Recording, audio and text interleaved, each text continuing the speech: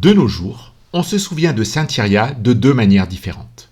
La première, à travers une légende écrite avec une vision ecclésiastique, et la seconde, à travers l'oralité du roman ibérique traditionnel. Alors que la version ecclésiastique est surtout connue pour le compte-rendu d'Almeida Garrett, la version orale est une conscience collective du peuple portugais.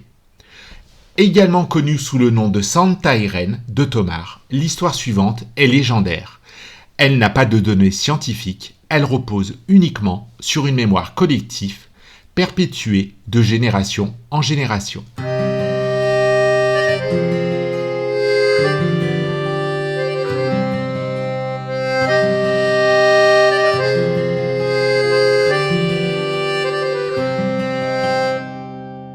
L'histoire raconte que dans l'ancienne Abantia, aujourd'hui appelée Tomar, est née Iria. Iria était une jeune fille estimée pour son honnêteté et pour toutes les vertus qui rehaussaient sa beauté angélique.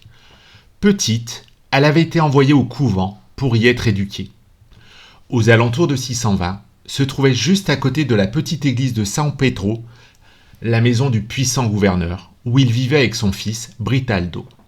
Plus bas, à côté du vieux pont, où se trouve aujourd'hui le couvent de Santa Iria, se trouvait le monastère bénédictin féminin où Iria y était religieuse. Britaldo, le fils du gouverneur, tomba éperdument amoureux d'elle et la demanda très vite en mariage. Mais la jeune fille, qui s'était vouée au service de Dieu, résista à toutes les raisons et promesses de Britaldo, ce qui ne fit qu'amplifier son amour pour elle. La légende raconte que la passion qui lui vouait était si grande et si écrasante que cet amour était nourri par le diable lui-même. Peu de temps après, Britaldo tombe gravement malade. Apprenant la nouvelle, elle décide de lui rendre visite. C'est à ce moment-là qu'Iria lui expliqua que l'amour qu'elle éprouvait pour lui était l'amour d'une sœur pour son frère. Elle rajouta que s'il partageait le même amour pour elle, il transmettrait bientôt cette maladie grave à laquelle aucun médecin ne pouvait trouver un remède. Toujours selon la légende, Britaldo aurait dit à Iria que si celle-ci donnait son amour à un autre, lui ou quelqu'un d'autre viendrait lui prendre sa vie. Iria est retournée par la suite en paix et le cœur léger dans son monastère, et Britaldo a rapidement guéri.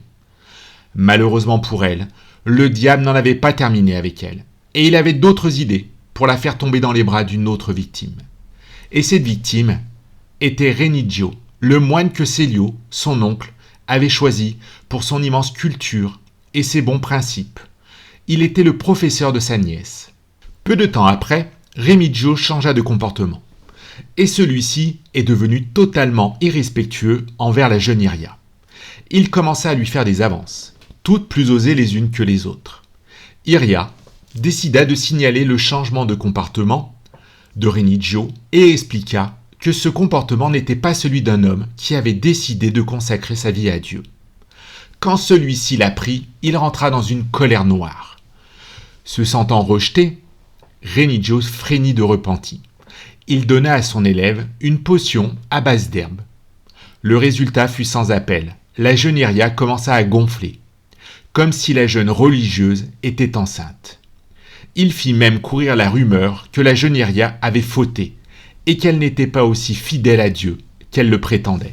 Après avoir entendu la rumeur, Britaldo est devenu furieux de rage et a immédiatement appelé son domestique Banao. Ses ordres ont été très clairs. Il avait menacé Iria en ces termes. « Si vous accordez à quelqu'un l'amour que vous me refusez, je ferai en sorte que vous soyez tué par quelqu'un. » Le domestique s'installa près de la rivière et se rendit très vite compte que la jeune femme quittait le cloître dès l'aube pour prier. L'épée à la main, il l'attaqua. Il lui proposa de la laisser vivre s'il promettait son amour à Britaldo. Malheureusement, la réponse d'Iria ne fut encore une fois pas celle souhaitée.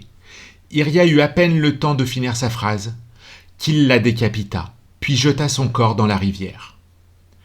À Nabantia, tout le monde pensait que la disparition soudaine d'Iria était due à la honte qu'elle ressentait face à sa grossesse. Seul son oncle, l'abbé Célio, était persuadé qu'il était arrivé un malheur à sa nièce. Cette nuit-là, après avoir longuement prié, il se coucha. Sa nuit fut mouvementée et remplie de cauchemars, et le matin au réveil, Célio convoqua les habitants de la ville. Il leur raconta ses rêves et le martyre que sa nièce avait vécu. Pour s'assurer de la vérité, tous les frères du monastère et tous les habitants de la ville et de la région se rendirent à l'endroit où se trouvait, selon son oncle, le corps d'Iria. Lorsqu'ils arrivèrent, les eaux du Tage s'ouvrirent, laissant voir le monument angélique où se trouvait le corps d'Iria. Son innocence ayant été prouvée, ils voulurent l'emmener à Nabanza. Mais tous leurs efforts pour retirer le corps furent vains. Ils se contentèrent de prendre quelques reliques de ses cheveux et de sa tunique. Une fois le monument refermé, l'eau du Tage se mit à couler. En 1295, la reine Isabelle et son époux le roi d'Iniche sont à la cour de Santarém et souhaitent voir la sépulture de la sainte. Arrivée au bord du fleuve, la reine Isabelle s'agenouilla pieusement et prononça une profonde prière, au terme de laquelle les eaux se séparèrent, comme elle l'avait fait en 663 auparavant. Et tout le monde vit le tombeau apparaître avec admiration. Le roi d'Iniche, pour ne pas perdre de vue l'emplacement du tombeau, y fit placer de toute hâte une piédestale de pierre. Ce socle était en maçonnerie grossière, faute de temps pour créer un monument de qualité, comme le souhaitait le roi. Ce monument a existé pendant de nombreuses années. Il était légèrement plus haut que le niveau de l'eau. Puis, en 1644, à la demande du peuple, la mairie de Santarém ordonna que le piédestal soit construit en maçonnerie sculptée, ce qui lui donna plus de hauteur, et plaça au sommet une reproduction de Saint Iria, en marbre cette fois, protégée de la pluie par un dôme en métal sculpté, soutenu par 4 colonnes de fer. Au XVIe siècle, les habitants de Tomar et de sa région ont été persuadés que l'eau du Pego pouvait guérir de toutes les maladies, et en particulier de la peste.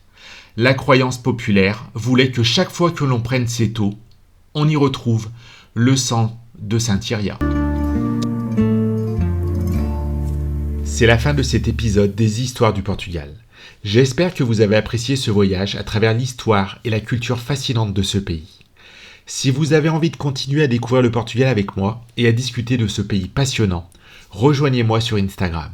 Si vous avez aimé cet épisode, n'hésitez pas à le noter sur votre plateforme d'écoute préférée.